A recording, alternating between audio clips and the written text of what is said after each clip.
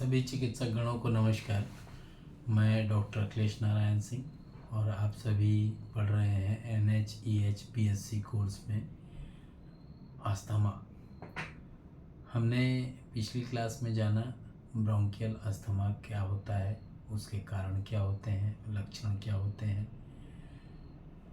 रोग में किस तरीके से आक्रमण होता है, उसमें डिजीज़ वाइज उसके अलग अलग कंडीशंस और प्रारूप को पढ़ा और साथ ही इसमें होने वाले परिवर्तन को जाना, पथ्य अपथ्य भोजन के बारे में जाना, सहायक चिकित्सा के बारे में जाना और एज कंडीशन पेटेंट जो कि रिगार्डिंग डिजीज़ के लगता है, फॉर्मुलेशन जो रिगार्डिंग लगता है, उन चीज़ों को हमने अभी तक जाना।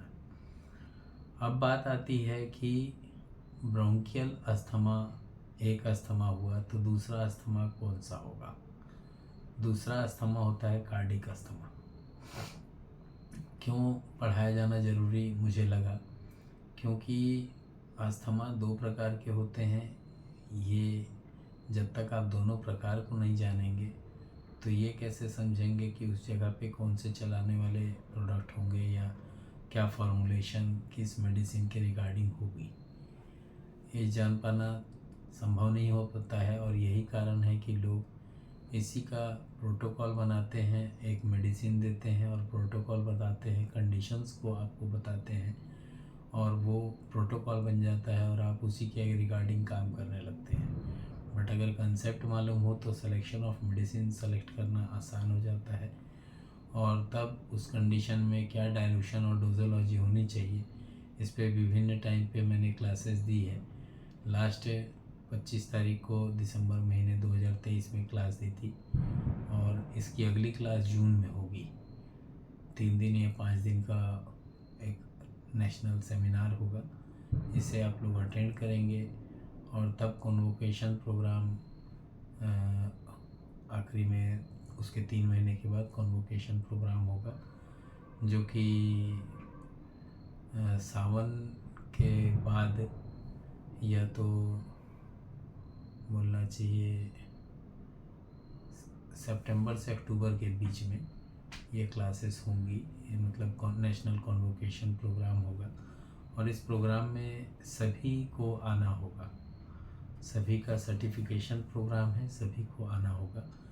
जो चिकित्सकगण NHEH BSc कोर्स को कर रहे हैं वे भी आएंगे और जो अलग से सीखना चाहते हैं, चाहे फिर वो नए हो या पुराने हो, D3 बेस मेथोडोलॉजी के बारे में, जिसमें डाइल्यूशन एंड डोजोलॉजी क्या होनी चाहिए। अगर आपके पास D3 यूज़ कर रहे थे और D2 का ज़रूरत पड़ गया तो हम कैसे देंगे कि वो D2 की परिकल्पना को पूर्ण करता है।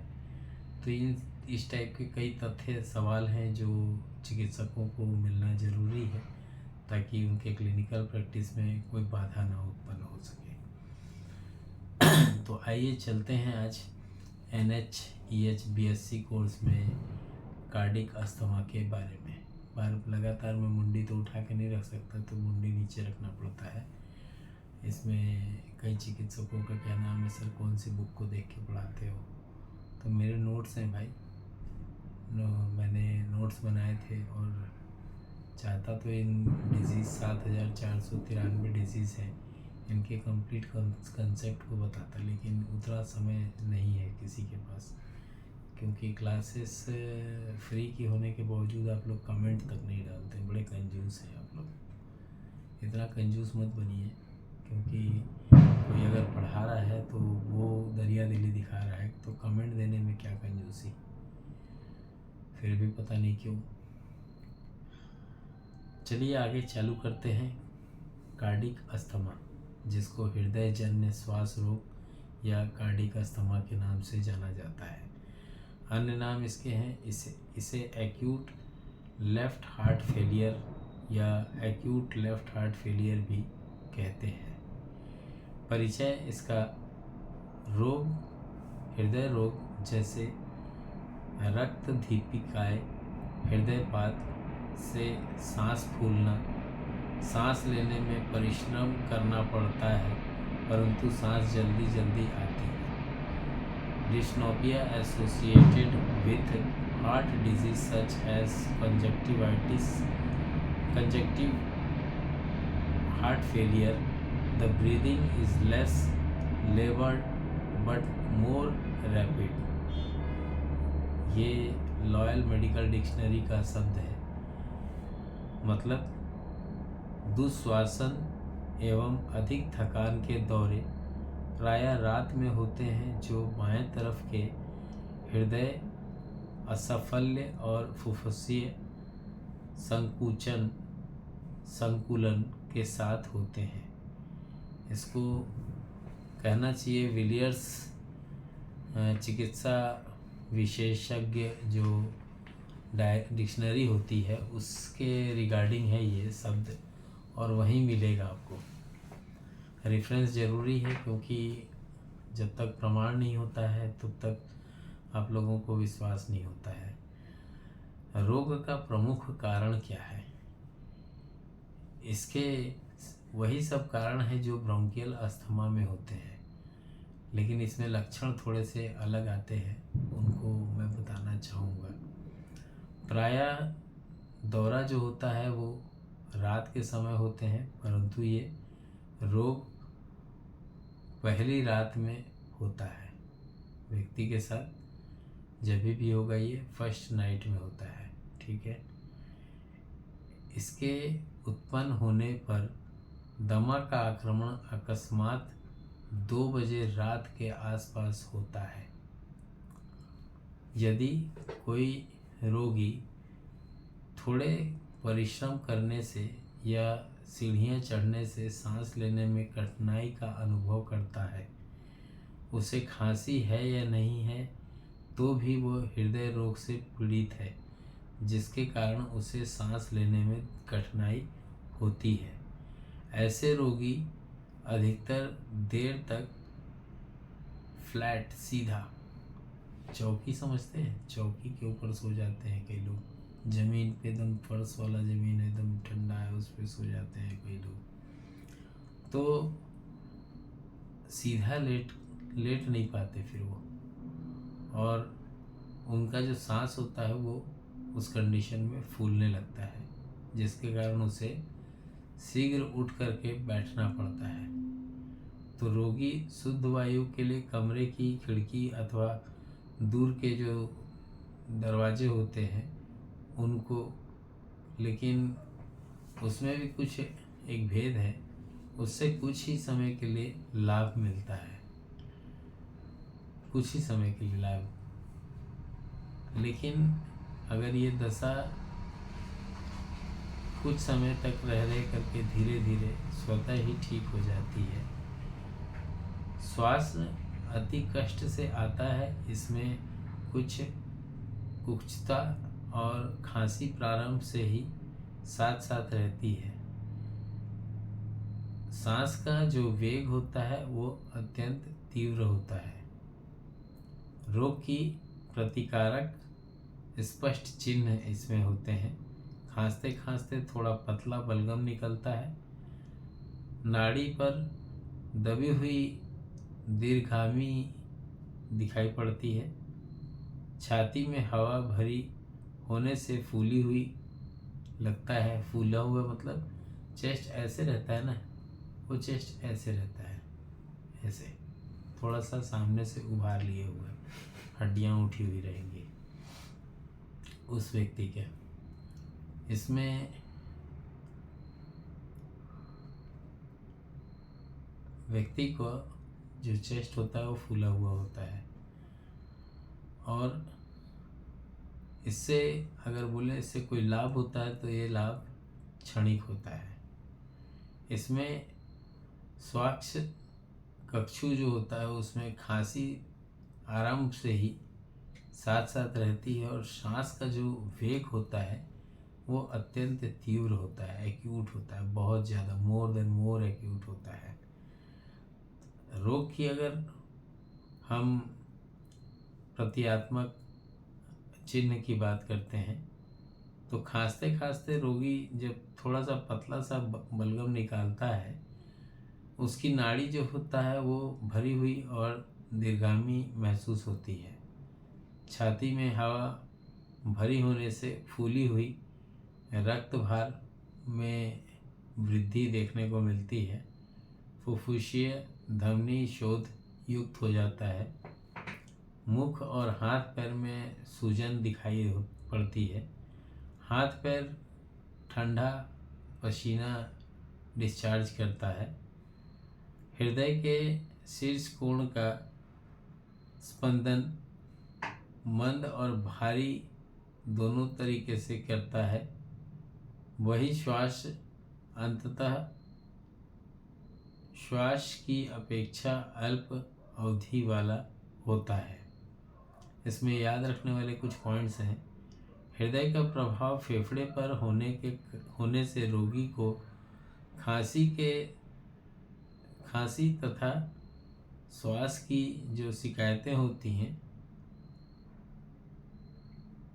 और ऐसे रोगी को जब एल्काइंस पर द्रव इकट्ठा होने पर सूजन नज़र आती है, जहाँ उंगली से दबाने पर गड़गड़ाहट बन जाता है और दबाव हटाने पर कुछ ही देर बाद अपनी दशा पर वापस लौट आता है। इसमें the fundamental of electrohomeopathy and its modern diagnosis part 2 जो पुस्तक है, इसमें भी मैंने स्टेथोस्कोप के बारे में लिखा है, क्योंकि स्टेथोस्कोप के परीक्षा करने पर ब्रोंकी टेंशन की जो ध्वनि होती है वो सुनाई पड़ती है। जब रोगी से पूछताछ की जाती है तो वह बताता है कि रोगी को रात में नींद जो होती है वो ज़रूरत से जागना पड़ता है। आरंभ में सांस लेने में कठिनाई चढ़ते समय महसूस होती है। फिर दो चार बार गला सूख गया है।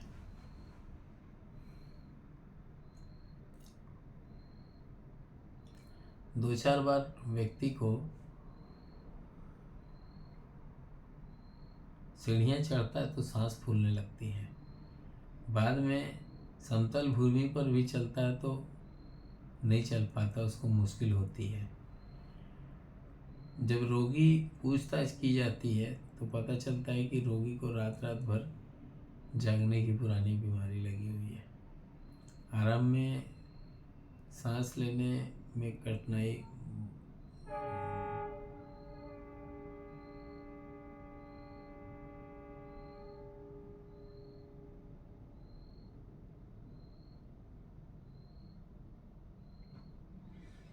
इसमें आरंभ में सांस लेने में जब कठिनाई होती है तो चढ़ते समय महसूस होता है कि 2-4 सीढ़ियाँ चढ़ने पर ही सांस फूलने लगती है। बाद में समतल भूमि पर भी व्यक्ति चढ़ता है तो उसको वैसी ही स्थिति लगती है और रोग लेटे भी अगर कहें तो वो लेट नहीं पाता है। रोगी उथल पुथल मनसा लेने लगता है। सांस लेने में कठिनाई का दौर अधिकतर रात के समय होता है और रोगी नींद में बड़बड़ाता हुआ जाग जाता है और हाँफते कई बार खिड़की खोलने के लिए चला जाता है। रात को उसे नींद नहीं आती है। रोगी को सूखी वास्तविक खांसी होती है। बहुत खांसने पर पानी सा पतला झागदार फ्रॉगी खून लगा थूक आता है। रोगी घबराया हुआ पीला पसीने और जो स्वाय का स्नोर्ड होता है। कुछ रोगियों में विजिंग के साथ साउंड सुनाई देता है। रोग का अगर निदान करना है तो ईसीजी से जो रोग पूर्ण सहायता मतलब व्यक्ति को चिकित्सक को मिलती है। ब्रोंकियल अस्थमा और हृदय जन श्वासन रोग में काफ़ी समानता होती है। चिकित्सा की दृष्टि से दोनों का जो भेदक निदान है वो आवश्यक है। जो हम जो इस प्रकार का नहीं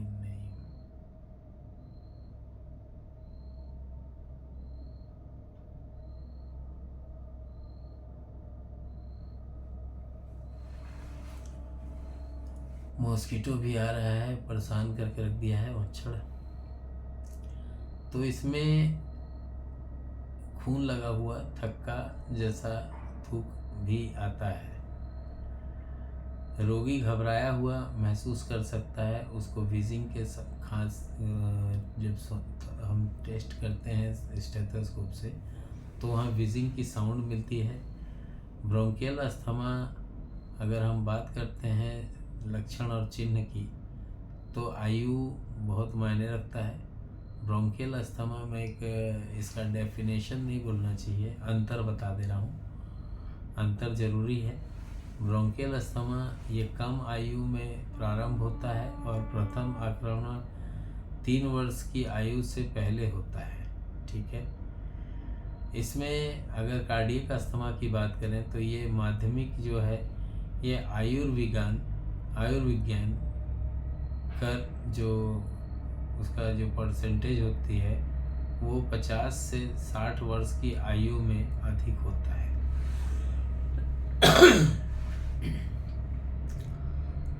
इसमें जेंडर्स की बात करें तो स्त्री और पुरुष में सामान्य रूप से होता है ब्रोंकियल अस्थमा, जबकि कार्डिक अस्थमा पुरुषों को अधिक होता है। ब्रेथलेसनेस श्वास कष्ट श्वास की अगर बात करें, निश्वासन के समय रोगी को कष्ट श्वास अधिक होते हैं, जबकि प्रश्वास के समय कष्ट श्वास की अनुभूति अनुपस्थित होती है, नहीं देखने को मिलती है कार्डिक अस्थमा में। एलर्जी का भी हिस्ट्री होता है। ब्रोंकियल अस्थमा में पारिवारिक और व्यक्तिगत एलर्जी का इतिहास उपस्थित होता है, लेकिन अगर फीमेल की कार्डिक अस्थमा की बात करें तो प्रश्वासन के समय कुछ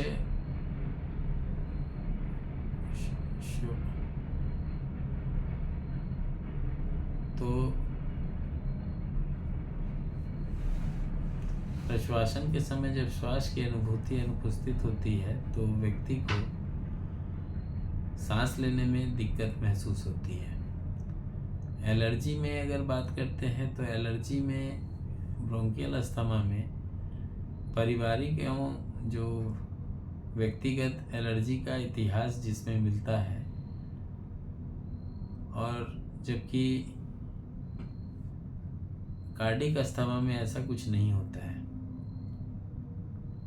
रोग के कारण रोग के आक्रमण का समय जो होता है अधिकतर प्रातःकाल, और कार्डिक अस्थमा में अधिकतर अर्धरात्रि के समय देखने को मिलता है।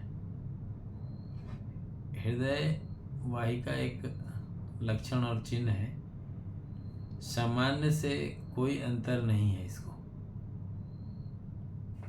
अधिकतर आधी रात के समय कार्डिक अस्थमा में अधिकतर आधी रात के समय हृदय रोग का इतिहास अधिकतर अनुपस्थित रह सकते हैं। तो ये जो लक्षण हैं इन्हें जानने के बाद इनका प्रोटोकॉल आप बना सकते हैं, सिलेक्शन ऑफ मेडिसिन आप सेट कर सकते हैं, और तब आप उसका ट्रीटमेंट भी बहुत आसानी से कर पाते हैं। चेस्ट के बारे में थोड़ा सा दे देता हूँ। रेनिकॉर्ड एक लैटिन है। इसकी प्रमुखता देखने को मिलती है ब्रोंकियल अस्थमा में। स्नोफिल्स और सार्को लेडिन जो क्रिस्टल्स पाए जाते हैं, लैनिक पर्ल उपस्थित देखने को मिलती है ब्रोंकियल अस्थमा में, जबकि कार्डिक अस्थमा में कॉर्पोरेशन की प्रमुखता होती है, अनुपस्थित होता है। ईसीजी से माध्यम सामान्य मिलता देखने को जब हम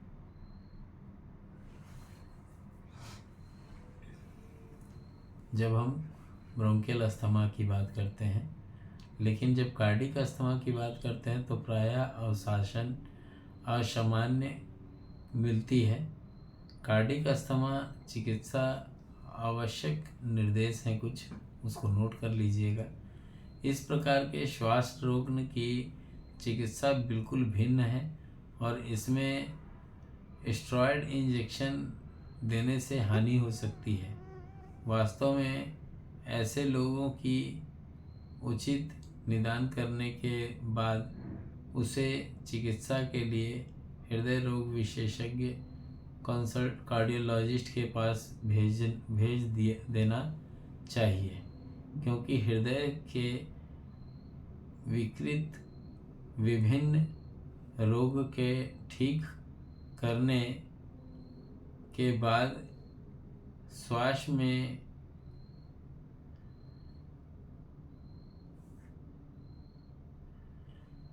इसमें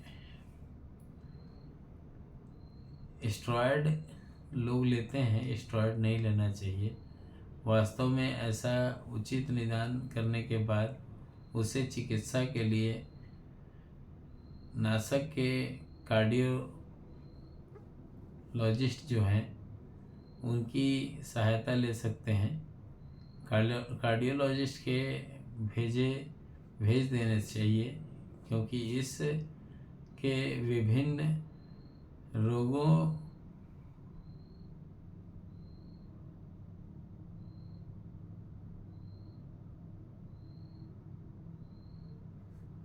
इसमें क्योंकि जो कार्डियोलॉजिस्ट होते हैं ना, उनके पास अगर केस जाता है तो उनके हृदय के जो विभिन्न रोग होते हैं उसको ठीक करने के बाद श्वास के कारणों की चिकित्सा करने पर ही ऐसे श्वास के लाभ की आशा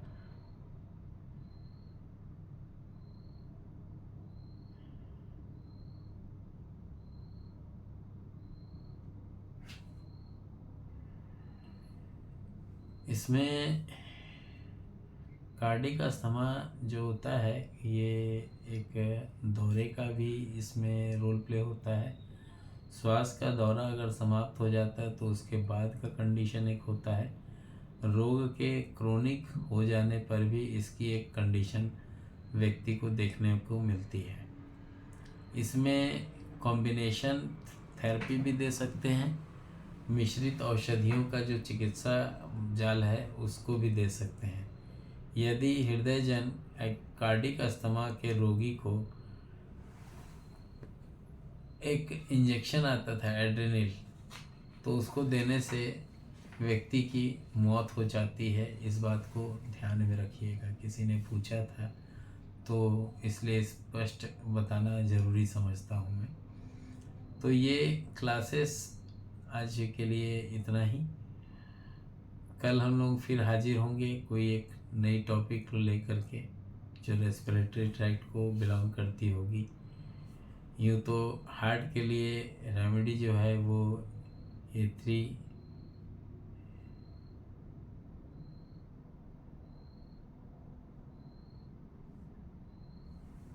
तो आज के लिए इतना ही। मैं आज्ञा चाहूँगा आप सभी से, मुझे भी नींद आ रही है। जय हिंद, जय इलेक्ट्रोहोम्योपैथी, जय काउंट सीजर मेटी जी, जय नासक मेथोडोलॉजी। आप सभी को नमस्कार।